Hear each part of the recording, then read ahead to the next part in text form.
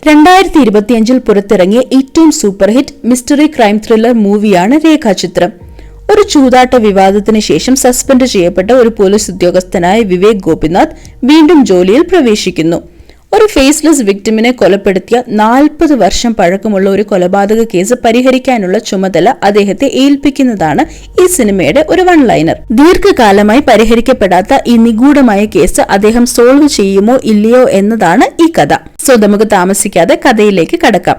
എല്ലാവർക്കും നമ്മുടെ ചാനലിലേക്ക് ഒരുപാട് നാളുകൾക്ക് ശേഷം സ്വാഗതം.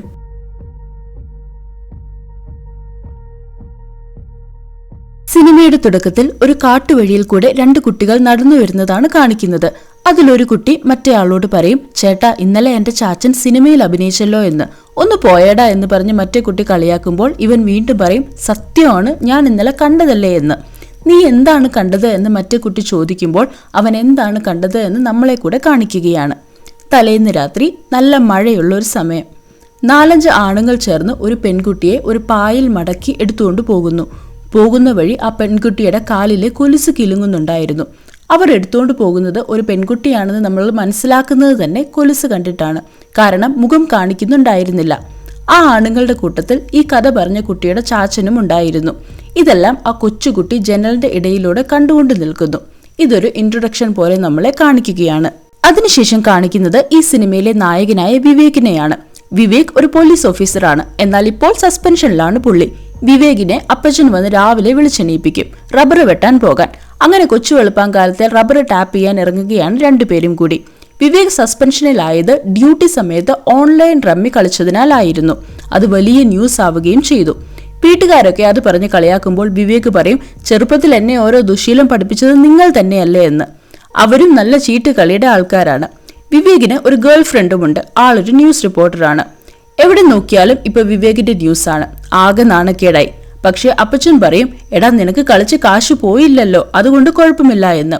വിവേകിന് ഓൺലൈൻ റമ്മി കളിച്ച് ഏകദേശം 15 ലക്ഷം രൂപ കിട്ടിയിരുന്നു. ഈ സമയം മറ്റൊരിടത്ത് രാജേന്ദ്രൻ എന്ന പേരുള്ള ഒരാളെ കാണിക്കുകയാണ്. അദ്ദേഹം ആകെ ക്ഷീണിതനാണ്. ആളൊരു മുഴുകുടിയനുമായിരുന്നു. ഡോക്ടർ വന്ന് കൺസൾട്ട് ചെയ്ത് കുടി നിർത്താൻ ആവശ്യപ്പെടുന്നുണ്ട്.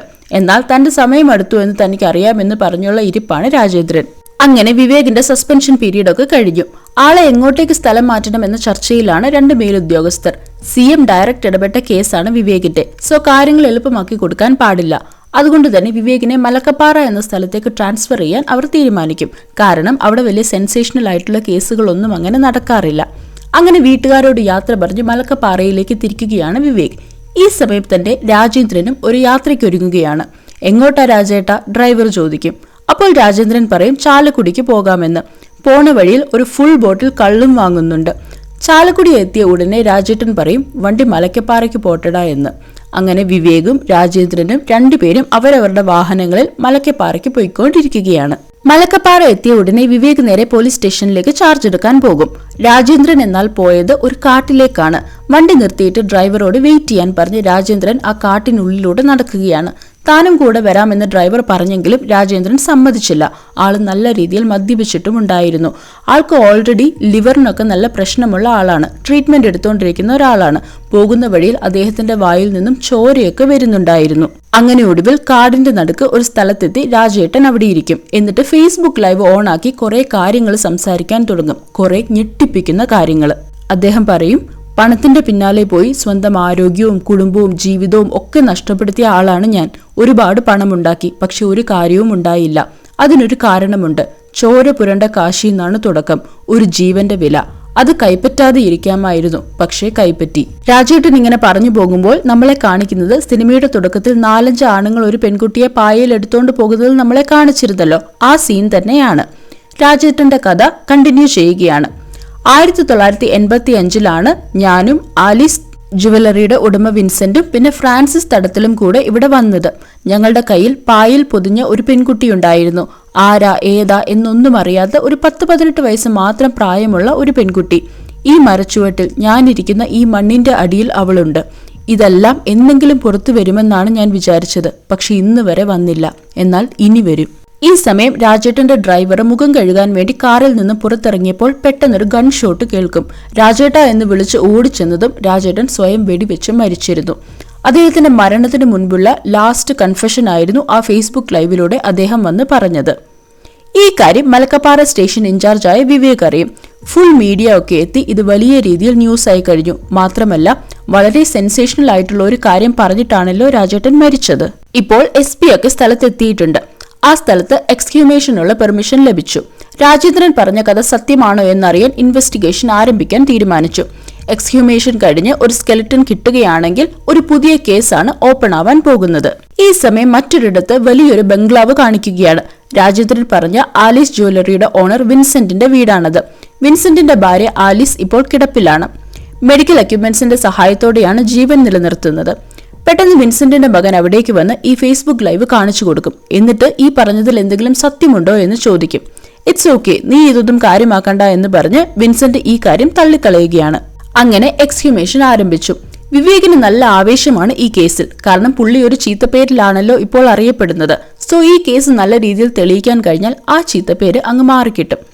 പെട്ടെന്നാണ് ശക്തിയായി മഴ പെയ്യാൻ തുടങ്ങുന്നത്. സ്കെൽറ്റന് വേണ്ടി കുഴിച്ച കുഴി ഫുള്ള് വെള്ളം കൊണ്ട് മൂടിയിരുന്നു. ഇതുവരെ സ്കെൽറ്റൺ ഒന്നും കിട്ടിയിരുന്നില്ല. വിവേക് ആ കുഴിയുടെ അടുത്ത് ചെന്ന് നോക്കുമ്പോൾ കീറിപ്പറഞ്ഞ കുറച്ച് തുണി കഷ്ണങ്ങൾ കിട്ടും. ഇത് കണ്ട് വിവേക് ഞെട്ടിപ്പോവുകയാണ്. ഉടനെ തന്നെ മോട്ടോർ കൊണ്ടുവന്ന് ആ കുഴിയിലെ വെള്ളമൊക്കെ പമ്പ് ചെയ്ത് കളഞ്ഞ് വിവേക് തന്നെ ഇറങ്ങി ആ തുണി കഷ്ണങ്ങൾ കിട്ടിയ ഭാഗം കുഴിച്ചു നോക്കുമ്പോൾ രാജേന്ദ്രൻ പറഞ്ഞതെല്ലാം സത്യമാണ് എന്ന് തെളിയിക്കുന്ന രീതിയിൽ ഒരു മനുഷ്യന്റെ സ്കെൽറ്റൻ അവിടെ നിന്നും ലഭിക്കും.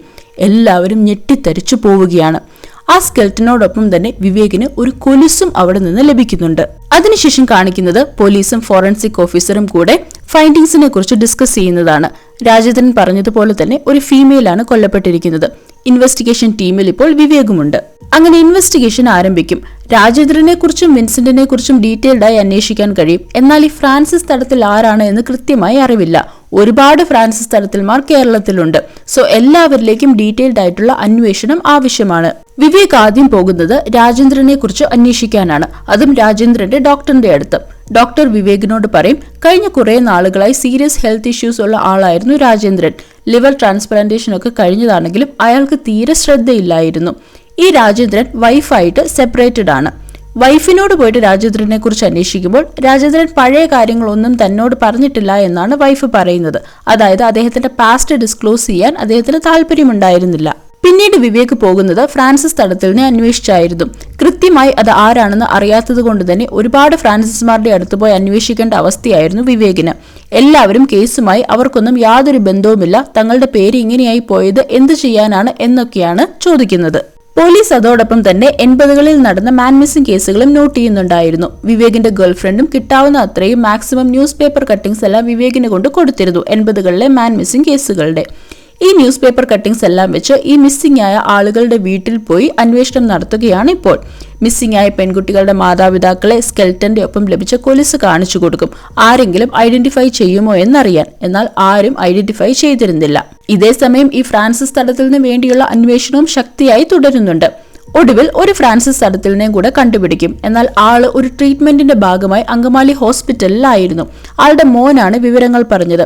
മോന് ഒരു കണ്ണ് കാഴ്ചയില്ലാത്ത ആളാണ്, അതായത് ഒരു കണ്ണിന് പ്രശ്നമുള്ളതായിട്ടാണ് കാണിക്കുന്നത്. അങ്ങനെ ഇവർ അന്വേഷണം മുന്നോട്ട് കൊണ്ടുപോകുമ്പോൾ ഒരു സബോർഡിനേറ്റ് വിവേകിനോട് ചോദിക്കും, സർ ഈ പെൺകുട്ടി കാണാണ്ടായ കേസ് എന്ന് പറയുമ്പോൾ പെൺകുട്ടി തട്ടിപ്പ് നടത്തി മുങ്ങിയ കേസും പെടുമോ എന്ന്. വിവേക് പറയും അതൊന്നുമില്ല എന്ന്. അങ്ങനെ ഏറ്റവും ഒടുവിൽ ഒരു വീട്ടിൽ ഇവർ അന്വേഷിച്ചെത്തുകയാണ്. ഒരു പെൺകുട്ടിയുടെ അച്ഛൻ ആ പാദസ്വരം തിരിച്ചറിഞ്ഞു. എന്റെ മോളെ എന്ന് വിളിച്ച് പൊട്ടിക്കരയാൻ വേണ്ടിയിട്ട് തുടങ്ങി. ഉടനെ തന്നെ പുള്ളിയുടെ സാമ്പിൾ എടുത്ത് DNA മാച്ച് ചെയ്യാൻ കൊടുക്കുകയാണ് വിവേക്. ഈ ആലീസ് ജുവലറിയുടെ ഓണറായ വിൻസെന്റിന്റെ അധികം ഇൻഫർമേഷൻ ഒന്നും കിട്ടിയിരുന്നില്ല. അയാളുടെ ഒരു ബന്ധുവിനെ അങ്ങനെ പോലീസ് ലൊക്കേറ്റ് ചെയ്യും ഇയാളെ കുറിച്ച് കൂടുതൽ അറിയാൻ വേണ്ടിയിട്ട്. വിവേക് അവരെ പോയി കണ്ട് സംസാരിക്കാൻ വേണ്ടിയിട്ട് അങ്ങോട്ടേക്ക് ചെല്ലും. അങ്ങനെ അവർ വിൻസെന്റിനെ കുറിച്ച് പറയാൻ തുടങ്ങുകയാണ്. 84ലോ 85ലോ ആണ് അവൻ ബോംബെക്ക് പോയത്. പക്ഷെ അതിന് മുന്നേ 10-12 വർഷം മുന്നേ അവൻ ഈ നാട്ടിൽ നിന്ന് പോയിരുന്നു. അവന്റെ അപ്പൻ അവനെയും അമ്മേനെയും കളഞ്ഞിട്ട് ബാധ കൂടിയ ഒരാൾ ദൈവമാണെന്നും പറഞ്ഞ് അയാളുടെ പുറകെ പോയി. പാലം പണിയാൻ വന്ന ആൾക്കാർക്ക് കഞ്ഞി വെച്ച് കൊടുത്താണ് പിന്നീട് അമ്മയും മോനും ജീവിച്ചത്. അവൻ അന്നേ നന്നായിട്ട് കച്ചവടം ചെയ്യുമായിരുന്നു. ഒരിക്കൽ അൾത്താരബാലനായിട്ട് നിന്നപ്പോൾ പള്ളിയിൽ വന്ന ബിഷപ്പിന്റെ കുട അവൻ കട്ടെടുത്തു. അത് കയ്യോടെ പിടിച്ചു. കുട മോഷ്ടിച്ചത് എന്തിനാണെന്ന് ചോദിച്ചപ്പോൾ അവൻ പറഞ്ഞത് സ്കൂളിൽ പോകാൻ കുടയില്ലെന്നാണ്. നന്നായിട്ട് പഠിക്കുമായിരുന്നു അവൻ. അതോടെ ബിഷപ്പ് കാര്യങ്ങളൊക്കെ അന്വേഷിച്ച് അവരെ നല്ലൊരു സ്ഥാപനത്തിലേക്ക് പഠിക്കാൻ വിട്ടു. പഠിത്തമൊക്കെ കഴിഞ്ഞാണ് ബോംബെക്ക് പോകുന്നതും ആലീസിനെ പരിചയപ്പെട്ട് കല്യാണം കഴിക്കുന്നതും കച്ചവടം തുടങ്ങുന്നതും. അത് കഴിഞ്ഞുള്ള വിൻസെന്റിനെ മലയാളികൾക്കെല്ലാം അറിയാമല്ലോ. പിന്നെ സാർ ഈ പറയുന്ന സമയത്ത് അവൻ എന്തോ ഒരു പിടിവള്ളി കിട്ടിയിട്ടുണ്ട്. അതിൽ പിടിച്ചാണ് അവൻ കയറിയത്. അതെന്താണെന്ന് എനിക്കറിയില്ല. ഇത്രയും കാര്യങ്ങളാണ് ആ സ്ത്രീ വിൻസെന്റിനെ കുറിച്ച് പറയുന്നത്. അതിനുശേഷം കാണിക്കുന്നത് വിൻസെന്റ് ചോദ്യം ചെയ്യലിനായി സ്റ്റേഷനിലേക്ക് വരുന്നതാണ്. ഒപ്പം വിൻസെന്റിന്റെ വക്കീലും ഉണ്ടായിരുന്നു. ക്വസ്റ്റ്യൻസിനൊക്കെ വക്കീലാണ് മറുപടി പറഞ്ഞുകൊണ്ടിരുന്നത്. അതുകൊണ്ട് തന്നെ പോലീസിന് വേണ്ടത്ര ഇൻഫർമേഷൻസ് ഒന്നും കളക്ട് ചെയ്യാൻ കഴിഞ്ഞില്ല. ചോദ്യം ചെയ്യൽ കഴിഞ്ഞ് തിരികെ പോകുമ്പോൾ വിൻസെന്റ് എന്തൊക്കെയോ മനസ്സിൽ പ്ലാൻ ചെയ്തിരുന്നു. ഈ കൊലുസ് തിരിച്ചറിഞ്ഞു എന്ന് പറഞ്ഞ ആളുടെ DNA സാമ്പിൾസ് മാച്ച് ചെയ്യാൻ കൊടുത്തിരുന്നല്ലോ. അതിന്റെ റിസൾട്ട് വന്നു. സാമ്പിള് മാച്ച് ആയില്ല. ആ കാര്യം വിളിച്ചു പറയാൻ വേണ്ടിയിട്ട് അവരുടെ വീട്ടിലേക്ക് വിളിച്ചപ്പോഴേക്കും ആ അപ്പൻ മരണപ്പെട്ടിരുന്നു. അങ്ങനെ കേസ് ഒരിടത്തും എത്താതെ നീങ്ങുകയാണ്. പെട്ടെന്നാണ് തന്റെ സബോർഡിനേറ്റ് തന്നോട് പറഞ്ഞ കാര്യം വിവേക് ഓർക്കുന്നത്. സർ, ഈ പെൺകുട്ടി കാണാണ്ടായ കേസെന്ന് പറയുമ്പോൾ പെൺകുട്ടി തട്ടിപ്പ് നടത്തി മുങ്ങിയ കേസും പെടുമോ എന്ന്. അങ്ങനെ ആ വഴിക്കൊന്ന് അന്വേഷിക്കാൻ വിവേക് തീരുമാനിക്കും.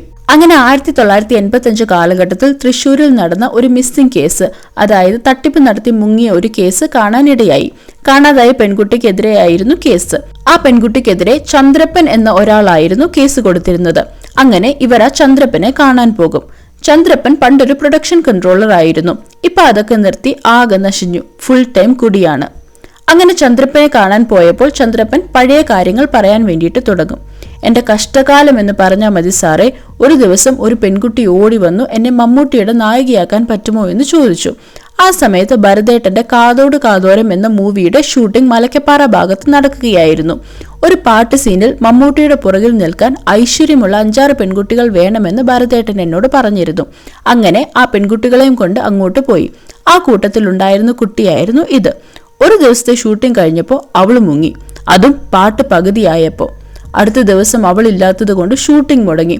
Continuity issue. ഭരതേട്ടൻ നല്ല ചീത്ത വിളിച്ചു. പണ്ടൊക്കെ ഷൂട്ടിംഗ് മുടങ്ങിയാൽ ഫിനാൻസ് മാനേജർ വിളിക്കും. അപ്പൊ ജൂനിയർ ആർട്ടിസ്റ്റ് മുങ്ങിയെന്ന റീസണ് ബലം കിട്ടാൻ വേണ്ടിയാണ് കംപ്ലൈന്റ് കൊടുത്തത്. അവളെ പിന്നെ കുറെ അന്വേഷിച്ചു, പക്ഷെ കണ്ടില്ല. എന്നാൽ അവളുടെ പേര് ഞാൻ ഇന്ന് വരെ മറന്നിട്ടില്ല. അങ്ങനെ ചന്ദ്രപ്പൻ ആ പെൺകുട്ടിയുടെ പേര് പറയും, രേഖ. ചേട്ടന് രേഖയുടെ മുഖമൊന്ന് ഓർത്തെടുക്കാൻ പറ്റുമോ എന്ന് വിവേക് ചോദിക്കുമ്പോൾ ചന്ദ്രപ്പൻ പറയും, അതിനിപ്പോ എന്താ, കഴിഞ്ഞ ആഴ്ച കൂടെ കണ്ട മുഖമല്ലേ അത്. ആ പാട്ടിലെ ഒരു ഷോട്ടിൽ അവൾ ഇപ്പോഴുമുണ്ട്. ഇതും പറഞ്ഞ് ചന്ദ്രപ്പൻ ആ പാട്ട് സീൻ വിവേകിനെ കാണിച്ചു കൊടുക്കും. അങ്ങനെ എല്ലാവരും ഇത്രയും കാലം അന്വേഷിച്ചു നടന്ന ആ പെൺകുട്ടിയുടെ മുഖം വിവേക് ആദ്യമായി കാണുകയാണ്. ഇപ്പോഴാണ് സിനിമയുടെ പേരും എഴുതി കാണിക്കുന്നത്, രേഖാചിത്രം. അങ്ങനെ ഇപ്പോൾ പോലീസിന്റെ കയ്യിൽ പെൺകുട്ടിയുടെ പേരുമുണ്ട്, ഫേസുമുണ്ട്. ഇത്രയും കാലം ഒരു തുമ്പും കിട്ടാതെ അന്വേഷിച്ചു നടന്ന കേസിന് ഇത്രയും ഡീറ്റെയിൽസ് കിട്ടി. രേഖ ആയിട്ട് ബന്ധപ്പെട്ട മറ്റ് ജൂനിയർ ആർട്ടിസ്റ്റുകളെയൊക്കെ പോലീസ് പോയി കാണാൻ തുടങ്ങും.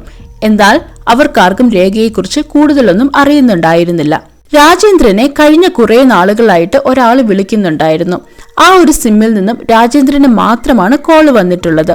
ആ ആളെ പോലീസ് ട്രാക്ക് ചെയ്യും. ആളുടെ പേര് സജീവൻ എന്നാണ്. ഇനിയിപ്പോൾ രേഖയെക്കുറിച്ച് അന്വേഷിക്കാൻ കഴിയുന്നത് കാതോട് കാതോരം എന്ന മൂവിയിലെ അണിയറ പ്രവർത്തകരോടാണ്. അങ്ങനെ ആ മൂവിയുടെ അസിസ്റ്റന്റ് ഡയറക്ടർ ആയിരുന്ന കമലിനെ വിവേക് കാണാൻ പോകും. കമൽ തനിക്കറിയാവുന്ന കാര്യങ്ങളൊക്കെ വിവേകിനോട് പറയും. അന്ന് ഈ കുട്ടി വരാഞ്ഞതുകൊണ്ട് സെറ്റിൽ ആകെ പ്രശ്നമായിരുന്നു. ക്യാമറ ഏത് ആംഗിളിൽ വെച്ചാലും ബാക്കിൽ ആ കുട്ടി വേണം. വേറെയൊന്നും കമലിന് ഓർമ്മയുണ്ടായിരുന്നില്ല. എന്നാൽ കമൽ ഒരു കാര്യം കൂടി പറയും. തന്റെ ഉണ്ണികളെ ഒരു കഥ പറയാമെന്ന ചിത്രത്തിൽ നായികയാക്കാൻ രേഖയെ ചൂസ് ചെയ്യാനിരിക്കുമായിരുന്നു കമൽ. കാരണം ഒരു നായികയാകാൻ വേണ്ട എല്ലാ ഫീച്ചേഴ്സുമുള്ള നല്ലൊരു കുട്ടിയായിരുന്നു രേഖ. രേഖയുടെ ഫേസ് തിരിച്ചറിഞ്ഞുവെന്ന് മനസ്സിലായതോടെ വിൻസെന്റ് ആകെ പരിഭ്രാന്തിയിലായി. എങ്ങനെയെങ്കിലും എല്ലാം മുടക്കണം. ഈ സമയം വിൻസെന്റിന്റെ അഡ്വക്കേറ്റ് മിനിസ്റ്ററിനെ കാണാൻ വന്നിരിക്കുകയാണ്. ഈ കേസ് അന്വേഷണം മുന്നോട്ട് പോകരുത് എന്ന് പറയാൻ. അതോടൊപ്പം രേഖയെക്കുറിച്ചുള്ള വിവരങ്ങൾ കൊടുത്ത ചന്ദ്രപ്പൻ എന്ന ആളെയും വിൻസെന്റിന്റെ ആളുകൾ കൊന്നുകളഞ്ഞു. വിവേകിനെയാകട്ടെ ട്രാഫിക്കിലേക്ക് മാറ്റി. കേസ് ക്രൈംബ്രാഞ്ചിനെ ഏൽപ്പിച്ചു. ക്രൈംബ്രാഞ്ചിലുള്ളവർ വിൻസെന്റിന്റെ ആളുകളാണ്. ആകെ തെളിവായിട്ടുണ്ടായിരുന്ന സ്കെലിട്ടൺ ക്രൈംബ്രാഞ്ച് എടുത്തുകൊണ്ടും പോയി. ഈ കേസ് തെളിയരുത് എന്ന അത്രമാത്രം നിർബന്ധമാണ് വിൻസെന്റിന്. ഇനിയിപ്പോ ഒന്നും ചെയ്യാനില്ലാത്ത അവസ്ഥയായിരുന്നു വിവേകിന്. ഈ നിസ്സഹായ അവസ്ഥയിൽ നിൽക്കുമ്പോൾ ഫോറൻസിക് ഓഫീസർ വിവേകിനോട് പറയും, നീ ഇനി എന്ത് വേണമെങ്കിലും ചെയ്തോ, നിനക്ക് ഇനി എന്തെങ്കിലും ചെയ്യാൻ കഴിയൂ എന്ന്. അങ്ങനെ കേസ് ഒറ്റയ്ക്ക് തെളിയിക്കാൻ വിവേക് തീരുമാനിക്കും. അങ്ങനെയിരിക്കെ വിവേകിന് കമലിന്റെ കോള് വരും. കാതോട് കാതോരം സെറ്റിൽ പള്ളാശ്ശേരി എന്ന് പറയുന്ന ഒരു റിപ്പോർട്ടർ വന്നിരുന്നു. അയാളെ ചെന്ന് കണ്ടാൽ എന്തെങ്കിലും ഇൻഫർമേഷൻ കിട്ടാൻ ചാൻസ് ഉണ്ട് എന്ന്.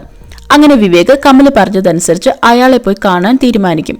പള്ളാശ്ശേരി പണ്ട് കാതോട് കാതോരം സെറ്റിൽ വെച്ച് മമ്മൂട്ടിയുടെ ഇന്റർവ്യൂ എടുത്തിരുന്നു. മമ്മൂട്ടിക്ക് ഭയങ്കര ജാടയായിരുന്നു എന്ന് പറഞ്ഞ് ഇയാൾ കുറെ ബോൾഡ് ആയിട്ടുള്ള ക്വസ്റ്റ്യൻസ് ഒക്കെ ചോദിച്ച് മമ്മൂട്ടിനെ ദേഷ്യം പിടിപ്പിക്കും. മമ്മൂട്ടി ആകട്ടെ ഇന്റർവ്യൂവിൽ നിന്നും ദേഷ്യപ്പെട്ട് ഇറങ്ങിപ്പോകും. അങ്ങനെ പോകുന്ന ഫോട്ടോ ഇയാളെടുത്ത് താരത്തിന്റെ അഹങ്കാരം എന്ന ടൈറ്റിലും കൊടുത്ത് അടുത്ത മാസത്തെ നാനയിൽ പ്രസിദ്ധീകരിച്ചു. ആ ഫോട്ടോയുടെ സൈഡിലായിട്ട് രേഖയും ഉണ്ടായിരുന്നു. എന്നാൽ ഏറ്റവും ഇമ്പോർട്ടന്റ് ആയ ഇൻഫർമേഷൻ എന്താണെന്ന് വെച്ചാൽ രേഖയുടെ കൂടെ കന്യാസ്ത്രീ വേഷത്തിൽ തന്നെ മറ്റൊരു കുട്ടിയും ഉണ്ടായിരുന്നു. എന്നാൽ ആ കുട്ടി ജൂനിയർ ആർട്ടിസ്റ്റ് ആയിരുന്നില്ല, ഒരു യഥാർത്ഥ കന്യാസ്ത്രീ തന്നെയായിരുന്നു. ഇതെങ്ങനെയാണ് മനസ്സിലായത് എന്ന് വെച്ചാൽ രേഖയുടെ കൂടെ വർക്ക് ചെയ്ത ജൂനിയർ ആർട്ടിസ്റ്റ് ഈ കുട്ടിയെ തിരിച്ചറിഞ്ഞില്ല. അവരുടെ കൂടെയുള്ള ആളല്ല എന്നാണ് പറഞ്ഞത്. മാത്രമല്ല യഥാർത്ഥ കന്യാസ്ത്രീയുടെ വേഷമാണ് ആ കുട്ടി ധരിച്ചിരുന്നത്. രേഖയുടെ പോലെ കോസ്റ്റ്യൂം ആയിരുന്നില്ല. അതിനാൽ ആർട്ടിസ്റ്റ് അല്ലാത്ത ഒരാൾ രേഖയുടെ കൂടെ എങ്ങനെ വന്നു എന്ന് വിവേക് ചിന്തിക്കും. അതുകൊണ്ട് തന്നെ ആ കന്യാസ്ത്രീയെ കണ്ടുപിടിക്കാൻ വിവേക് തീരുമാനിക്കും.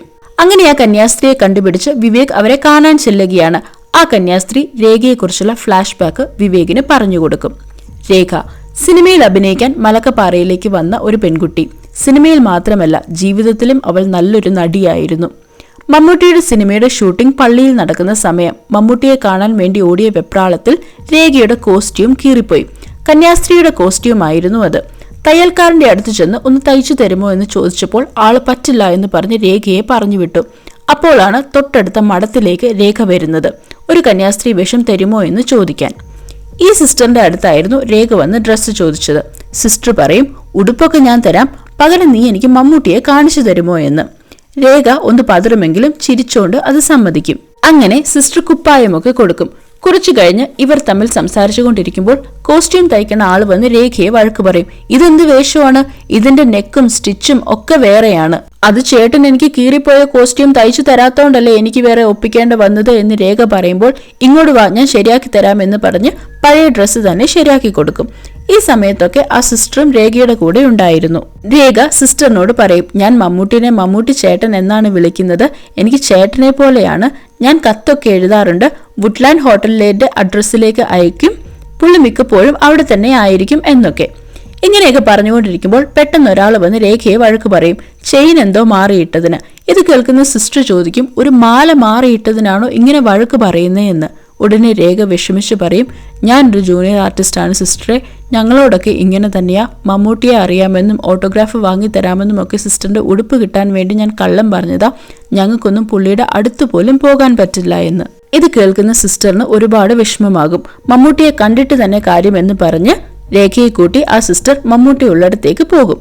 ഈ സമയത്തായിരുന്നു മമ്മൂട്ടിയുടെ പള്ളാശ്ശേരി ആയിട്ടുള്ള ഇന്റർവ്യൂവും അദ്ദേഹം ദേഷ്യപ്പെട്ട് എണീറ്റ് പോയതും. അങ്ങനെയാണ് യാദൃശ്ചികമായിട്ട് പള്ളാശ്ശേരി മാഗസീനിൽ പബ്ലിഷ് ചെയ്ത ഫോട്ടോയിൽ മമ്മൂട്ടിക്കൊപ്പം രേഖയും ആ സിസ്റ്ററും വന്നത്. അങ്ങനെ സിസ്റ്ററും രേഖയുമായുള്ള ബന്ധം നല്ല രീതിയിൽ അടുത്തു വന്നു. രേഖയുടെ ഏറ്റവും വലിയ ആഗ്രഹം ഒരു നായികയാവുക എന്നതായിരുന്നു. അങ്ങനെ ആ രാത്രി ജൂനിയർ ആർട്ടിസ്റ്റുകളുടെ കൂടെ സ്റ്റേ ചെയ്യേണ്ട, കോൺവെന്റിലേക്ക് പോകാമെന്ന് പറഞ്ഞ് സിസ്റ്റർ രേഖയെ കോൺവെന്റിലേക്ക് ക്ഷണിക്കും. രേഖ സിസ്റ്ററിന്റെ ഒപ്പം സ്റ്റേ ചെയ്യാൻ വേണ്ടിയിട്ട് കോൺവെന്റിലേക്ക് പോവുകയും ചെയ്യും. സിസ്റ്ററിന് രേഖയെ വലിയ കാര്യമായിരുന്നു. അങ്ങനെ അന്ന് രാത്രി ഭക്ഷണമൊക്കെ കഴിച്ചിട്ട് രേഖ ഉറങ്ങാൻ രേഖയ്ക്ക് വേണ്ടി ഒരുക്കിയ മുറിയിലേക്ക് പോവുകയാണ്. പിറ്റേന്ന് രാവിലെ കോൺവെന്റിലെ ജോലിക്കാരിയായ തങ്കമ്മ ചേച്ചി മദറിന്റെ ഓഫീസിലേക്ക് ചെല്ലും, ഓഫീസ് വൃത്തിയാക്കാൻ. അപ്പോഴാണ് അറിയുന്നത് സഭയ്ക്ക് ആശുപത്രി പണിയാൻ കിട്ടിയ ഡൊണേഷനും സ്വർണത്തിന്റെ തിരുരൂപങ്ങളുമൊക്കെ മിസ്സിംഗ് ആണെന്ന്. അതുമെടുത്ത് രേഖ രക്ഷപ്പെട്ടിരിക്കുന്നു. നഷ്ടപ്പെട്ടത് വലിയ തുകയായതുകൊണ്ട് തന്നെ പ്രൊവിൻഷ്യൽ ജനറൽ എൻക്വയറിക്ക് വേണ്ടി മഠത്തിലേക്ക് വന്നു. രേഖയെ അവിടെ താമസിപ്പിച്ചത് സിസ്റ്റർ ആയതുകൊണ്ട് മോഷണത്തിന്റെ പഴി മുഴുവൻ കേൾക്കേണ്ടി വന്നത് ഈ സിസ്റ്റർ ആയിരുന്നു. അന്നു മുതൽ രേഖ എവിടെയാണെന്നൊന്നും സിസ്റ്ററിനറിയില്ല. പിന്നീട് രേഖയെ കണ്ടിട്ടുമില്ല. എന്തുകൊണ്ടാണ് ഈ കാര്യം പോലീസിൽ പരാതിപ്പെടാതിരുന്നത് എന്ന് വിവേക് ചോദിക്കുമ്പോൾ സിസ്റ്റർ പറയും, നല്ല രീതിയിൽ ചാരിറ്റബിൾ ഡൊണേഷൻസ് കിട്ടിക്കൊണ്ടിരുന്ന ഒരു കോൺഗ്രിഗേഷൻ ആയിരുന്നു ഞങ്ങളുടേത്. ഇത്രയും ഇറസ്പോൺസിബിൾ ആയിട്ടാണ് ഡൊണേഷൻ മണി ഹാൻഡിൽ ചെയ്യുന്നത് എന്ന് അറിഞ്ഞാൽ അത് ഫ്യൂച്ചർ ഡൊണേഷൻസിനെ ബാധിക്കും. അതുകൊണ്ടാണ് പോലീസിൽ പരാതിപ്പെടാതെ ഇരുന്നത് എന്ന്. അന്ന് രാത്രി മഠത്തിലുണ്ടായിരുന്നവരുടെ കോൺടാക്ട് ഡീറ്റെയിൽസ് തനിക്ക് തരുമോ എന്ന് വിവേക് ചോദിക്കുമ്പോൾ സിസ്റ്റർ അത് സമ്മതിക്കും. അടുത്തതായി കാണിക്കുന്നത് വിൻസെന്റിന്റെ വൈഫ് ആലീസിന് പെട്ടെന്ന് വയ്യാണ്ടായിട്ട് ഹോസ്പിറ്റലിലേക്ക് കൊണ്ടുവരുന്നതാണ്. വിൻസെന്റ് ആണെങ്കിൽ ഇപ്പോൾ ഫ്രാൻസിസ് തടത്തിലിനെ കുറിച്ച് അന്വേഷിച്ചുകൊണ്ടിരിക്കുന്ന ഒരു ടൈം കൂടിയാണ്. മാത്രമല്ല വിവേകിന്റെ ഓരോ മൂവും പുള്ളി അറിയുന്നുമുണ്ട്. അന്ന് രാത്രി വിവേക് തന്റെ ഗേൾഫ്രണ്ടിനോട് പറയും, എനിക്ക് രേഖയെക്കുറിച്ചുള്ള സത്യം പുറത്തു കൊണ്ടുവരണമെങ്കിൽ നിന്റെ ഒരു സഹായം വേണമെന്ന്. അതിനുശേഷം കാണിക്കുന്നത് വിവേക് വീണ്ടും ആ സിസ്റ്ററിനെ കാണാൻ വേണ്ടിയിട്ട് പോകുന്നതാണ്. കാരണം അന്ന് രാത്രി രേഖ അവിടുന്ന് രക്ഷപ്പെട്ടു എന്ന് പറയുന്ന ആ രാത്രി ആരൊക്കെ മഠത്തിലുണ്ടായിരുന്നു എന്നുള്ളതിന്റെ കാര്യങ്ങൾ സിസ്റ്റർ ഒന്ന് അന്വേഷിച്ച് പറയണമേ എന്ന് വിവേക് പറഞ്ഞിരുന്നുവല്ലോ. അതനുസരിച്ച് സിസ്റ്റർ കളക്ട് ചെയ്ത ആ ഒരു ഇൻഫർമേഷൻ വിവേകിനെ അറിയിക്കാനാണ് ഇപ്പോൾ സിസ്റ്റർ വിവേകിനെ വിളിപ്പിച്ചത്. സിസ്റ്റർ പറയും, അന്ന് രാത്രി മഠത്തിലുണ്ടായിരുന്ന കന്യാസ്ത്രീമാരിൽ പലരും ഇന്ന് ജീവനോടെ ഇല്ല, അവർ മരിച്ചുപോയി. പിന്നെ ഉണ്ടായിരുന്നത് മഠത്തിൽ ജോലി ചെയ്തുകൊണ്ടിരുന്ന തങ്കമ്മ ചേച്ചിയും ചേച്ചിയുടെ ഭർത്താവുമാണ്. അവരും ഇപ്പോൾ ജീവനോടെ ഇല്ല. എന്നാൽ അവർക്കൊരു മകനുണ്ട്. മകന്റെ പേര് സജീവൻ എന്നാണ്. അന്ന് രാത്രി മഠത്തിൽ ഒരാളും കൂടി ഉണ്ടായിരുന്നു. മഠത്തിലെ അന്തേവാസിയായിരുന്ന പുഷ്പം എന്ന് പറയുന്ന ഒരു പെൺകുട്ടി. ഇത്രയും ഡീറ്റെയിൽസ് കേട്ടതും വിവേക് പെട്ടെന്ന് ശ്രദ്ധിക്കുന്നത് തങ്കമ്മ ചേച്ചിയുടെയും ഭർത്താവിന്റെയും മകനായ സജീവന്റെ പേരാണ്. വിവേക് തന്റെ കൂടെ വർക്ക് ചെയ്യുന്ന ഓഫീസറിനെ വിളിച്ച് ചോദിക്കും, അന്ന് രാജേന്ദ്രനെ സ്ഥിരം വിളിച്ചുകൊണ്ടിരുന്ന ഒരു നമ്പർ ഉണ്ടല്ലോ, ആ നമ്പറിലെ ആള് എവിടെയാണെന്നാ പറഞ്ഞിരുന്നത് എന്ന് ചോദിക്കുമ്പോൾ ആ ഓഫീസർ പറയും ഇലഞ്ഞിത്തറയാണ് എന്ന്. അതോടെ ഈ രാജേന്ദ്രനെ വിളിച്ചുകൊണ്ടിരുന്ന ആള് സജീവനാണ് എന്നുള്ള കാര്യം ഉറപ്പാകും. അങ്ങനെ വിവേക് സജീവനെ കാണാൻ വേണ്ടിയിട്ട് ഇലഞ്ഞിത്തറയിലേക്ക് പോവുകയാണ്. എന്നാൽ ആളിത്തിരി അലമ്പാണ്. കാപ്പയൊക്കെ ചുമത്തപ്പെട്ട ആളാണ് ഈ സജീവൻ എന്ന് പറയുന്നത്. അങ്ങനെ സജീവനെ കാണാൻ അവന്റെ അടുത്തേക്ക് ചെന്നതും അവന്റെ കൂടെ ഒരു കൂട്ടുകാരനും കൂടി ഉണ്ടായിരുന്നു. ബിനു എന്നായിരുന്നു അവന്റെ പേര്. ഇവർ രണ്ടുപേരും വിവേകും തമ്മിൽ പിന്നീട് ഒരു ഫൈറ്റാണ് കാണിക്കുന്നത്. എന്നാൽ ഫൈറ്റിന് ഒടുവിൽ വിവേക് പോലീസാണ് എന്ന് അറിഞ്ഞതും തങ്ങൾക്കറിയാവുന്ന സത്യങ്ങളൊക്കെ വിവേകിനോട് തുറന്നു പറയാൻ വേണ്ടിയിട്ട് ഇവർ രണ്ടുപേരും തീരുമാനിക്കും. ഈ ബിനുവും സജീവനും യഥാർത്ഥത്തിൽ ആരാണ് എന്ന് വെച്ചാൽ സിനിമയുടെ തുടക്കത്തിൽ നമ്മളെ രണ്ട് കൊച്ചുകുട്ടികളെ കാണിച്ചിരുന്നുവല്ലോ. അതായത് തന്റെ ചാച്ചൻ സിനിമയിൽ അഭിനയിച്ചു എന്നൊക്കെ വന്ന് കഥ പറഞ്ഞ ഒരു കുട്ടീനെയും അവന്റെ കൂട്ടുകാരനെയും. ആ രണ്ടുപേരും വളർന്നു വലുതായതാണ് ഈ ബിനുവും സജീവനും. ബിനുവാണ് വിവേകിനോട് കഥ പറയാൻ വേണ്ടിയിട്ട് തുടങ്ങുന്നത്. ഈ സജീവനായിരുന്നു കുഞ്ഞുനാളിലെ ബിനുവിന്റെ അടുത്ത് വന്നിട്ട് എന്റെ ചാച്ചൻ സിനിമയിൽ അഭിനയിച്ചല്ലോ, അത് ഞാൻ കണ്ടല്ലോ എന്നൊക്കെ പറഞ്ഞത്. ഉടനെ ബിനു ചോദിച്ചായിരുന്നു ഏത് സിനിമയാടാന്ന്. അപ്പൊ പറയും കാതോട് കാതോരം എന്ന്. ബിനു വിവേകിനോട് പറയും, സാറേ ഞാൻ ആ സിനിമ കണ്ടത് തന്നെ ഇവന്റെ ചാച്ചനെ കാണാൻ വേണ്ടിയിട്ടായിരുന്നു. എന്നാൽ ആ സിനിമ മുഴുവൻ കണ്ടിട്ടും ഇവന്റെ ചാച്ചനെ ഞാൻ ആ സിനിമയിൽ ഒരിടത്തും കണ്ടില്ല എന്ന്. അത് മാത്രമല്ല പിന്നീട് അങ്ങോട്ട് ഓരോ തവണ ഈ സിനിമ കാണുമ്പോഴും ഇവൻ പറഞ്ഞ ഈ കാര്യം എന്റെ മനസ്സിലുണ്ടായിരുന്നു. അങ്ങനെ കുറെ നാളുകൾക്ക് ശേഷം വളർന്നു വലുതായി കഴിഞ്ഞ് ഈ കാതോട് കാതോരം എന്ന സിനിമയിലെ ദേവദൂതർ പാടി എന്ന് പറയുന്ന ആ ഒരു പാട്ട് പിന്നെയും കേൾക്കാനിടയായി, ചാക്കോച്ചന്റെ എന്നാ താൻ കേസുകോട് എന്ന സിനിമയിലൂടെ. അപ്പോഴാണ് ഇവൻ പറഞ്ഞ ഈ കാര്യം പിന്നെയും ഓർമ്മ വന്നത്. എടാ അന്ന് നീ എന്തായിരുന്നു കണ്ടത് എന്ന് ബിനു സജീവനോട് ചോദിക്കുമ്പോൾ സജീവൻ പറയും ചാച്ചനും വേറെ കുറെ ആണുങ്ങളും ചേർന്ന് ഒരാളെ പായിൽ കെട്ടി കൊണ്ടുപോകുന്നതാണ് കണ്ടത് എന്ന്. ഈ കാര്യത്തിന്റെ സത്യാവസ്ഥ അറിയാൻ വേണ്ടിയിട്ട് ബിനുവും സജീവനും കൂടെ സജീവന്റെ ചാച്ചനോട് ചെന്ന് കാര്യങ്ങൾ അന്വേഷിക്കാൻ വേണ്ടിയിട്ട് തീരുമാനിക്കും. പക്ഷേ ചാച്ചനോട് നേരെ ചൊവ്വേ ചോദിച്ചാൽ ചാച്ചൻ പറയില്ല. അതുകൊണ്ട് തന്നെ ഇവര് കള്ളു കുടിപ്പിച്ചിട്ട് സത്യങ്ങളെല്ലാം പുറത്തു കൊണ്ടുവരും. ഇവര് ചാച്ചന് കള്ളു കൊടുത്തിട്ട് ചാച്ചനോട് ചോദിക്കും, ചാച്ച അന്ന് കാതോട് കാതോട് എന്ന് പറയുന്ന ആ ഒരു സിനിമയുടെ ഷൂട്ടിംഗ് എന്നും പറഞ്ഞിട്ട് ആരെയായിരുന്നു പായിൽ കൊണ്ടുപോയത് എന്നൊക്കെ. കുറിച്ച് ബോധമില്ലാണ്ട് കിടന്ന ചാച്ചൻ പറയും അതൊരു പെൺകുട്ടിയെ ആയിരുന്നു.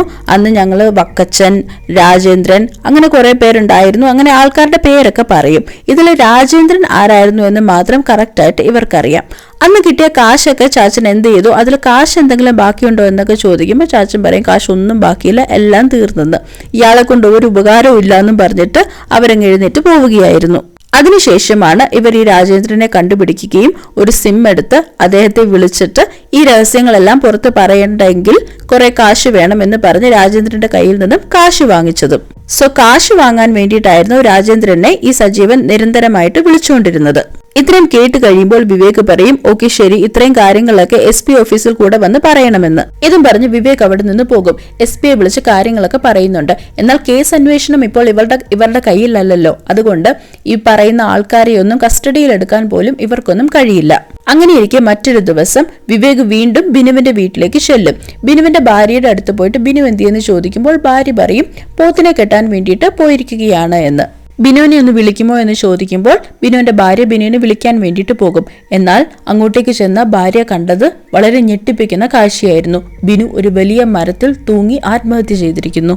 അത് കൊലപാതകമാണോ എന്നുള്ള കാര്യം വിവേകിന് ഉറപ്പായിരുന്നു. കാരണം വിൻസെന്റ് തന്നെ ഫോളോ ചെയ്യുന്നുണ്ട് എന്നും താൻ പോകുന്ന എല്ലാ സ്ഥലങ്ങളിലും ചെന്ന് താൻ കണ്ടുമുട്ടുന്ന ഓരോ ആളുകളെയും വിൻസെന്റ് കൊന്നുകളയുകയാണ് എന്നും വിവേകിന് മനസ്സിലായി തുടങ്ങിയിരിക്കുന്നു. താൻ കണ്ടുപിടിക്കുന്ന ഓരോ വഴികളും താൻ തുറക്കുന്ന ഓരോ വാതിലും വിൻസെന്റ് ഇങ്ങനെ അടച്ചുകൊണ്ടേയിരിക്കുന്നു. അങ്ങനെയിരിക്കെ അന്ന് രാത്രി വിവേക് കാതോട് കാതോരം സിനിമ സെറ്റിലെ ഫോട്ടോസ് എല്ലാം ചെക്ക് ചെയ്തുകൊണ്ടിരുന്നപ്പോൾ പെട്ടെന്ന് കണ്ണു വയ്യാത്ത ഒരാളുടെ ഫോട്ടോ കാണും. അപ്പോഴാണ് വിവേകിന് ഒരു കാര്യം ഓർമ്മ വരുന്നത്.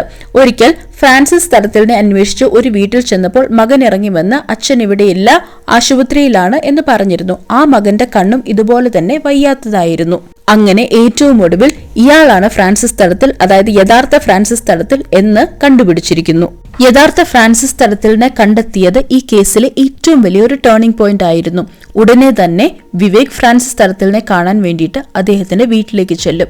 എന്നാൽ ആദ്യമൊന്നും അദ്ദേഹം ഒന്നും പറയാൻ തയ്യാറാകില്ല.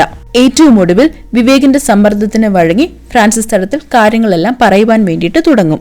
ആ പെൺകുട്ടിയെ കുഴിച്ചിട്ടത് ഞങ്ങൾ തന്നെയാണ്, എന്നാൽ എല്ലാം തുടങ്ങി വെച്ചത് വക്കച്ചനും പുഷ്പവും ചേർന്നായിരുന്നു. പണ്ട് ബിഷപ്പ് മലക്കപ്പാറയിലായിരുന്ന കാലത്ത് ബിഷപ്പിന്റെ കൂടെ സഹായിയായി നിന്നിരുന്ന ആളായിരുന്നു വക്കച്ചൻ, അതായത് ഇന്നത്തെ ആലീസ് ജ്വല്ലറിയുടെ ഓണറായ വിൻസെന്റ്. മഠത്തിലെ അന്തേവാസിയായിരുന്നു പുഷ്പം. വക്കച്ചന് പുഷ്പത്തോടും പുഷ്പത്തിന് വക്കച്ചനോടും ചെറിയൊരു ഇഷ്ടമൊക്കെ ഉണ്ടായിരുന്നു. ബിഷപ്പ് താമസിക്കുന്ന സ്ഥലം ക്ലീൻ ചെയ്യാനൊക്കെയായിട്ട് സിസ്റ്റർമാര് പുഷ്പത്തിനെ അങ്ങോട്ടേക്ക് കൊണ്ടുപോകുമായിരുന്നു. അങ്ങനെയിരിക്കെ ഒരു ദിവസം ബിഷപ്പിന് ഡൊണേഷൻ കിട്ടിയ വലിയൊരു എമൗണ്ടിൽ നിന്നും കുറച്ചു പൈസ വക്കച്ചൻ അടിച്ചു മാറ്റുന്നത് പുഷ്പത്തിന്റെ ശ്രദ്ധയിൽപ്പെടും. ഈ കാര്യം ആരോടും പറയാണ്ടിരിക്കാൻ വേണ്ടിയിട്ട് തന്നെ ആ കാശിൽ ഒരു ഷെയർ വക്കച്ചൻ പുഷ്പത്തിനും കൊടുക്കും. ഈ ഇൻസിഡന്റിന് ശേഷമാണ് അവർ ശരിക്കും പരിചയപ്പെടുന്നത്. വെറുതെ പരിചയപ്പെടൽ മാത്രമായിരുന്നില്ല, അവർ ശരിക്കും അടുക്കുമായിരുന്നു, അതായത് പ്രണയം എന്നുള്ള രീതിയിൽ തന്നെ. പുഷ്പം വക്കച്ചനോട് പറയും, കാശുണ്ടാക്കാൻ നിന്നെ ഞാൻ സഹായിക്കാം, പക്ഷെ നീ എന്നെ കൂടെ കൂട്ടണമെന്ന്. കാരണം പുഷ്പത്തിന് ആ മഠത്തിൽ കഴിഞ്ഞ് ജീവിതം തന്നെ മടുത്തിരുന്നു. എങ്ങനെയെങ്കിലും രക്ഷപ്പെടണം എന്നുള്ള പ്ലാൻ ആയിരുന്നു പുഷ്പത്തിന്. വക്കച്ചനും ഇത് തന്നെ, എങ്ങനെയെങ്കിലും കാശുണ്ടാക്കി രക്ഷപ്പെടണം. അതുകൊണ്ട് തന്നെ ഇവർ രണ്ടുപേരും ചേർന്ന് മഠത്തിലെ കുരുമുളക്, റബ്ബർ ഷീറ്റ്, ഏലം ഇതൊക്കെ മറിച്ചു വെക്കാൻ വേണ്ടിയിട്ട് തുടങ്ങി. അങ്ങനെയിരിക്കെ ഒരു ദിവസം പുഷ്പം വക്കച്ചനോട് പറയും, വക്കച്ച, മഠത്തിൽ കുരുമുളകും റബ്ബർ ഷീറ്റും ഏലവും മാത്രമല്ല വേറെ പല സാധനങ്ങളും ഉണ്ട് എന്ന്. പുഷ്പം ഉദ്ദേശിച്ചത് പള്ളിയിലേക്ക് വരുന്ന, അതായത് മഠത്തിലേക്ക് വരുന്ന ഡൊണേഷൻസും മഠത്തിലെ ഈ സ്വർണം കൊണ്ടുള്ള രൂപങ്ങളും ഒക്കെയായിരുന്നു. നീ എന്റെ കൂടെ നിൽക്കുകയാണ് എങ്കിൽ നമുക്കൊന്നിച്ച് രക്ഷപ്പെടാം എന്ന് പുഷ്പം പറയുമ്പോൾ വക്കച്ചൻ അതിന് സമ്മതിക്കും. വളരെ വിദഗ്ധമായി തന്നെ മഠത്തിലെ ഓഫീസ് റൂമിന്റെ ഒരു കള്ളത്താക്കോല് ഈ പുഷ്പവും വക്കച്ചനും ചേർന്ന് ഉണ്ടാക്കിയിരുന്നു. ആ കാര്യം ഫ്രാൻസിസ് അറിയാനിടയായി. താക്കോല് മാത്രം കിട്ടിയിട്ട് കാര്യമില്ല, കാരണം വെറുതെ കാശും പണവും എടുത്തുകൊണ്ട് പോയി കഴിഞ്ഞാൽ പോലീസ് തന്റെ പിന്നാലെ വരുമെന്നുള്ള കാര്യം പുഷ്പത്തിന് നന്നായി അറിയാമായിരുന്നു. അതുകൊണ്ട് വ്യക്തമായിട്ട് ഒരു പ്ലാൻ ഉണ്ടാക്കാൻ പുഷ്പം തീരുമാനിക്കും. അങ്ങനെയിരിക്കെയാണ് രേഖ എന്ന് പറയുന്ന ഒരു പെൺകുട്ടി ഒരു ദിവസത്തേക്ക് കോൺവെന്റിലേക്ക് താമസിക്കാൻ വരുന്ന കാര്യം പുഷ്പം അറിയുന്നത്. അങ്ങനെ പുഷ്പം ഒരു പ്ലാൻ റെഡിയാക്കും, രേഖയുടെ തലയിലേക്ക് ഈ മോഷണമെല്ലാം ഇട്ടുകൊടുക്കാമെന്ന്. പുഷ്പത്തിന്റെയും വക്കച്ചന്റെയും സഹായിയായിരുന്നു സജീവന്റെ അപ്പനായ ബേബി എന്ന് പറയുന്നയാള്. പുഷ്പം ബേബി വഴി വക്കച്ചനെ ഒരു കാര്യം അറിയിക്കും. അന്ന് രാത്രി തന്നെ, അതായത് രേഖ വരുന്ന ആ രാത്രി തന്നെ വണ്ടിയായിട്ട് അവിടെ എത്തണമെന്ന്. ഈ ബേബിയുടെയും വക്കച്ചന്റെയും ഒക്കെ വെപ്രാളം കണ്ട് ഫ്രാൻസിസിനും ഫ്രാൻസിസിന്റെ കൂടെ അന്ന് കൂട്ടുകാരനായിട്ടുണ്ടായിരുന്ന രാജേന്ദ്രനും ചെറിയ സംശയമൊക്കെ തോന്നും. അതുകൊണ്ട് തന്നെ അവർ രണ്ടുപേരും എന്താണ് ഇവർ ചെയ്യുന്നത് എന്നറിയാൻ രാത്രി മഠത്തിലേക്ക് പോയി നോക്കാൻ വേണ്ടിയിട്ട് തീരുമാനിക്കും. പുഷ്പം തന്റെ പ്ലാൻ നടപ്പിലാക്കുന്നതിന്റെ ഭാഗമായിട്ട് അന്ന് രാത്രി ആ മഠത്തിലെ എല്ലാവർക്കും കഴിക്കാനുള്ള ഭക്ഷണത്തിൽ, അതായത് ചിക്കൻ കറിയിൽ, ഒരു കറിയിൽ മാത്രം ചിക്കൻ കറിയിൽ ഉറുക്ക ഗുളിക പൊടിച്ചു ചേർക്കും. അത് എല്ലാവർക്കും വിളമ്പുകയും ചെയ്യും. എന്നാൽ രേഖ മാത്രം തനിക്ക് ചിക്കൻ കറി വേണ്ട എന്ന് പറയുന്നുണ്ടായിരുന്നു. അതുകൊണ്ട് തന്നെ രേഖയെ മയക്കി കിടത്തുക എന്നുള്ള പ്ലാൻ വർക്കൗട്ട് ആയില്ല. ബാക്കി എല്ലാവരും തന്നെ മയങ്ങിക്കിടക്കുകയും ചെയ്തു. രേഖയെ മയക്കി കിടത്താൻ കഴിഞ്ഞില്ല എന്ന് കരുതി പുഷ്പത്തിന്റെ പ്ലാനിന് യാതൊരു മാറ്റവും ഉണ്ടായിരുന്നില്ല. പുഷ്പം അന്ന് രാത്രി രേഖ കിടക്കുന്ന മുറിയിലേക്ക് അതിക്രമിച്ച് കയറുകയും രേഖയെ കഴുത്ത് ഞെരിച്ച് കൊന്നുകളയുകയും ചെയ്യും. അത് കാണുമ്പോൾ നമുക്ക് ശരിക്കും വിഷമമാകും. കാരണം ഒന്നും അറിയാത്തൊരു പാവം കുട്ടിയായിരുന്നു രേഖ. രേഖയെ കൊന്നതിന് ശേഷം ആ ബോഡി കൊണ്ടുപോകാൻ വേണ്ടിയിട്ടായിരുന്നു പുഷ്പം വക്കച്ചനെയും ബേബിയെയും വിളിച്ചു വരുത്തിയത്. ഈ ബേബിയും വക്കച്ചനും ഒക്കെ കൂടിയിട്ട് മഠത്തിൽ നിന്ന് എന്തോ മോഷണം നടത്തുകയാണ് എന്ന ഒരു സംശയം തോന്നിയിട്ടാണ് ഫ്രാൻസിസും രാജേന്ദ്രനും കൂടെ അന്ന് രാത്രി അന്വേഷിക്കാൻ വേണ്ടിയിട്ട് ചെന്നത്. അപ്പോഴാണ് രേഖയുടെ ഡെഡ് ബോഡി ഇവർ കാണുന്നത്. ഇവരത് കണ്ട ഉടനെ തന്നെ ഞെട്ടുകയും അവിടെ നിന്ന് ഇറങ്ങിപ്പോകാൻ വേണ്ടിയിട്ട് ശ്രമിക്കുകയും ചെയ്യും. എന്നാൽ വക്കച്ചൻ അവർ പോകാൻ സമ്മതിക്കില്ല. നിങ്ങൾ ഇവിടുന്ന് പോയി കഴിഞ്ഞാൽ നിങ്ങളും ഈ മരണത്തിന് ഉത്തരവാദികളാണ് എന്ന് ഞാൻ പുറത്തു പറയും എന്ന് പറഞ്ഞതോടുകൂടി അവരാകെ പേടിച്ചു പോകും. അതുമാത്രമല്ല, ഈ രേഖയെ കുഴിച്ചിടാൻ വേണ്ടിയിട്ട് അവർക്ക് കുറച്ച് കാശ് ഓഫർ ചെയ്യുകയും ചെയ്യും. ഫ്രാൻസിസ് പറയും, ചെറുപ്പത്തിന്റെ ഒരു ചോരത്തിളപ്പായിരുന്നത് കൊണ്ട് കാശിന് ഒരുപാട് ആവശ്യമുണ്ടായിരുന്നത് കൊണ്ടും ഞങ്ങൾ ആ ഓഫർ സ്വീകരിച്ചു എന്ന്. അങ്ങനെയാണ് ഇവരെല്ലാവരും കൂടി രേഖയെ എടുത്തുകൊണ്ടുപോയി കുഴിച്ചിടുന്നത്. എന്നാൽ ഏറ്റവും സങ്കടകരമായ കാഴ്ച എന്താണെന്ന് വെച്ചാൽ രേഖയെ കുഴിയിലേക്ക് കിടത്തിയതിന് ശേഷം മണ്ണിട്ട് മൂടാൻ തുടങ്ങിയപ്പോഴേക്കും രേഖയുടെ കാല് അനങ്ങുന്നുണ്ടായിരുന്നു. അതായത് രേഖ മരിച്ചിട്ടുണ്ടായിരുന്നില്ല, രേഖയ്ക്ക് ജീവനുണ്ടായിരുന്നു. എന്നാൽ വക്കച്ചന്റെ നിർബന്ധപ്രകാരമായിരുന്നു രേഖയെ ജീവനോടെ തന്നെ കുഴിച്ചു മൂടിയത്. അന്നത്തെ വക്കച്ചനാണ് ഇന്നത്തെ ആലിസ് ജ്വല്ലറിയുടെ ഓണറായ വിൻസെന്റ്. ഇന്ന് വിൻസെന്റിന്റെ ഭാര്യയായിട്ടിരിക്കുന്ന ആലീസ് ആണ് അന്നത്തെ പുഷ്പം. അങ്ങനെ സത്യങ്ങളെല്ലാം വിവേകിന് മനസ്സിലായി. ഇപ്പോൾ നമ്മളെ കാണിക്കുന്നത് പുഷ്പത്തെയും വക്കച്ചനെയുമാണ്. അതായത് ഇപ്പോഴത്തെ ആലീസിനെയും വിൻസെന്റിനെയും. ആലീസിന് തീരെ വയ്യാണ്ടായി ഹോസ്പിറ്റലൈസ്ഡ് ആയിരുന്നുവല്ലോ. അങ്ങോട്ടേക്ക് ആലീസിന് ഒരു ബൊക്കെ വരും. അത് കാണുന്ന ഉടനെ തന്നെ ആലീസ് ഭയങ്കരമായിട്ടും വെപ്രാളപ്പെടാൻ വേണ്ടിയിട്ട് തുടങ്ങും. ശ്വാസമൊക്കെ മുട്ടി വല്ലാത്തൊരവസ്ഥയിലായിപ്പോ. കാരണം എന്തായിരുന്നു എന്ന് വെച്ചാൽ ആ ബൊക്കയിൽ എഴുതി വെച്ചിരിക്കുന്നത് ഗെറ്റ് വെൽ സൂൺ പുഷ്പം എന്നാണ്. അത് മറ്റാരുമല്ല, വിവേക് കൊടുത്തുവിട്ട ബൊക്കയായിരുന്നു. എങ്ങനെയാണ് തന്റെ പേര് പുഷ്പം എന്ന് വിവേക് അറിഞ്ഞത് എന്നോർത്തായിരുന്നു ആലീസിനും വിൻസെന്റിനും ടെൻഷൻ. വിൻസെന്റിന്റെ ഭാര്യയായ ആലീസ് പണ്ടത്തെ പുഷ്പം തന്നെയാണ് എന്ന് ഉറപ്പിക്കാൻ വേണ്ടിയിട്ട് ഇവർക്ക് വേറെ കുറച്ച് റീസൺസും കൂടി ഉണ്ടായിരുന്നു.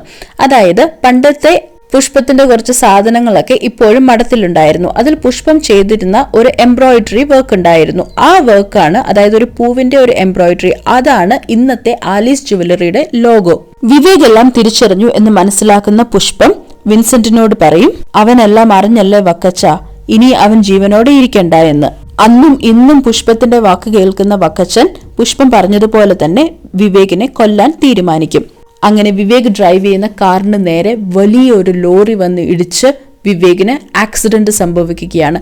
വളരെ ക്രിട്ടിക്കൽ ആയിട്ടുള്ള സിറ്റുവേഷനിലായി പോവുകയാണ് വിവേക്. രേഖ ആരാണെന്നും എന്താണെന്നും ഒക്കെ കണ്ടുപിടിക്കാൻ വേണ്ടിയിട്ട് വിവേകിന്റെ ഗേൾഫ്രണ്ടിനോട് ഒരു ഹെൽപ്പ് ചോദിച്ചിരുന്നു. അതെന്തായിരുന്നു എന്ന് വെച്ചാൽ വിവേകിന്റെ ഗേൾഫ്രണ്ട് ഒരു ന്യൂസ് റിപ്പോർട്ടർ ആയതുകൊണ്ട് തന്നെ രേഖയെക്കുറിച്ച് ഒരു സപ്ലിമെന്റ് പബ്ലിഷ് ചെയ്യണം. ആ സപ്ലിമെന്റ് കണ്ട് ആരെങ്കിലും വിളിച്ച് രേഖയെക്കുറിച്ച് എന്തെങ്കിലും വിവരം തരികയാണെങ്കിൽ അത് വലിയ ഉപകാരമാകും. എന്നാൽ കുറെ ഫേക്ക് കോൾസ് ഒക്കെ വരുന്നതല്ലാണ്ട് ജെന്യുവൻ ആയിട്ട് യാതൊരു കോൾസും ഈ സപ്ലിമെന്റ് കണ്ട് വന്നിരുന്നില്ല. ഇപ്പോൾ നമ്മളെ കാണിക്കുന്നത് ആക്സിഡന്റൽ ക്രിട്ടിക്കൽ സിറ്റുവേഷനിലായിരുന്ന വിവേക് പതുക്കെ റിക്കവറായി വരുന്നതാണ്. ഈ സത്യങ്ങളെല്ലാം വിവേക് മനസ്സിലാക്കി എല്ലാം തിരിച്ചറിഞ്ഞുവെങ്കിലും ഈ കേസ് സ്ട്രോങ് ആയിട്ട് നിലനിൽക്കണമെങ്കിൽ ഇപ്പോഴും പ്രധാനപ്പെട്ട ഒരു കാര്യമുണ്ട്. ആരാണ് രേഖ എന്നുള്ളതിന്റെ കൃത്യമായ ഡീറ്റെയിൽസ് കിട്ടണം. അല്ലാതെ വെറുതെ ഒരു സ്കെലറ്റൻ ഉണ്ടായിട്ട് ഒരു കാര്യവുമില്ല. ആ സ്കെലറ്റൻ രേഖയുടേതാണെന്ന് പ്രൂവ് ചെയ്യാൻ വേണ്ടിയിട്ട് ഇവർക്ക് കഴിയണം. അതിന് രേഖയുടെ വീട്ടുകാരെ കണ്ടുപിടിക്കുകയും ആ DNA മാച്ച് ചെയ്ത് ഇത് രേഖയുടെ ബോഡി തന്നെയാണെന്ന് ഉറപ്പിക്കുകയും വേണം. അതുകൊണ്ട് തന്നെ അടുത്ത ഏറ്റവും ഇമ്പോർട്ടന്റ് ക്വസ്റ്റ്യൻ എന്ന് പറയുന്നത് ഹൂ ഈസ് രേഖ എന്നതാണ്. അങ്ങനെയിരിക്കെ പെട്ടെന്നൊരു ദിവസം വിവേകിന്റെ ഗേൾഫ്രണ്ടിന് ജഗദീഷിന്റെ കോൾ വരും, ആക്ടർ ജഗദീഷിന്റെ. അദ്ദേഹം പറയും അദ്ദേഹത്തിന് വിവേകിനെ ഒന്ന് മീറ്റ് ചെയ്യണമെന്ന്. അങ്ങനെ വിവേകും ഗേൾഫ്രണ്ടും കൂടി ജഗദീഷിനെ മീറ്റ് ചെയ്യാൻ വേണ്ടിയിട്ട് പോവുകയാണ്. അവിടെ എത്തിക്കഴിയുമ്പോൾ ജഗദീഷ് അവരെ ഒരു മൂവിയുടെ ക്ലിപ്പ് പ്ലേ ചെയ്ത് കാണിക്കും. അത് മുത്താരംകുന്ന് പിയോ എന്ന് പറയുന്ന സിനിമയിലെ മുകേഷിന്റെ ഒരു സീനായിരുന്നു. അതായത് മുകേഷ് മമ്മൂട്ടിക്ക് വന്ന ഒരു കത്ത് വായിക്കുന്നത്. അതെന്താണെന്ന് വെച്ചാൽ അതിന്റെ പ്ലോട്ട് എന്താണെന്ന് വെച്ചാൽ അമ്മിണിക്കുട്ടി എന്ന് പറയുന്ന ഒരാള് മമ്മൂട്ടിയെ മമ്മൂട്ടി ചേട്ടൻ എന്ന് വിളിച്ച് കത്തെഴുതുന്നതായിരുന്നു ആ ഒരു സീൻ. മുത്താരംകുന്ന് പിയോ എന്ന് പറയുന്ന സിനിമയുടെ റൈറ്റർ ജഗദീഷ് ആയിരുന്നു. ജഗദീഷ് പറയും, ഞാൻ ഈ ക്യാരക്ടറിനെ ക്രിയേറ്റ് ചെയ്തതിന് പിന്നിൽ ഒരു കഥയുണ്ട്, അത് ഞാൻ നിങ്ങളോട് പറയാം. ഞാൻ എന്റെ ആദ്യ സിനിമ ചെയ്തതിന് ശേഷം എന്റെ പേര് മാസികയിലൊക്കെ പ്രസിദ്ധീകരിച്ചു വന്നപ്പോൾ എനിക്ക് എന്റെ വീട്ടിലേക്ക് ഒരു കത്ത് വന്നു. അതെന്റെ അഭിനയത്തെ പ്രശംസിച്ചുകൊണ്ടുള്ള ഒരു കത്തായിരുന്നു. എന്റെ ജീവിതത്തിൽ എനിക്ക് ആദ്യമായി കിട്ടിയ അപ്രീസിയേഷൻ ആയതുകൊണ്ട് തന്നെ ഞാൻ ആ കത്തിന് മറുപടിയും എഴുതി. പിന്നീട് ഞങ്ങൾ തമ്മിൽ സ്ഥിരമായി കത്തയക്കാൻ തുടങ്ങി. അതൊരു പെൺകുട്ടിയുടെ കത്തായിരുന്നു.